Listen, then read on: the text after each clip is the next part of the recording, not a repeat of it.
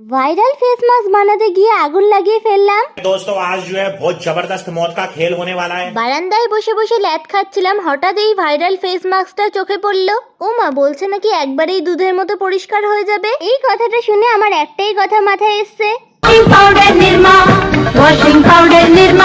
ব্যাস আমাকে আর পাইকে। কলেজ প্রাইভেট গিয়ে এমনিতেই কয়লা হয়ে গেছি, এই কাজে নেমে পড়লাম। কালো কুচকুচে হয়ে যাওয়া পর্যন্ত এই হলুদটা নাড়াতে হবে। 2-3 চামচ হলুদ দিয়েছিলাম। আয় হায়, এটা কি হলো? ব্রাউন তো হলোই না, উল্টে পুড়ে গেল। आग लगा दी आग लगा दी आग लगा दी। মা ঠিকই বলে, তুই রান্নাঘরে ভুলেও যাস না, তুই মরবি তো মরবি, সাথে আমাকেও নিয়ে মরবি। সব ঠিকই আছে, কিন্তু বাটিতে নেওয়ার পরও আগুনটা নিভছিল না কেন সেটাই বুঝতে পারছিলাম না। কিন্তু ব্যাপারটা হচ্ছে, এত কিছুর পর মুখে লাগানোর সাহস আর দেখাতে পারলাম না, তাই হাতেই দেখালাম। প্রথমে আমাকে দেখে মনে হচ্ছিল আলকাতরা ঘেটে এসেছি, কিন্তু হাতটা ধোয়ার পর ও মাই গড, এক কথায় আমার জিনিসপত্রের সাথে আমার টাইমটাও নষ্ট হয়ে গেছে।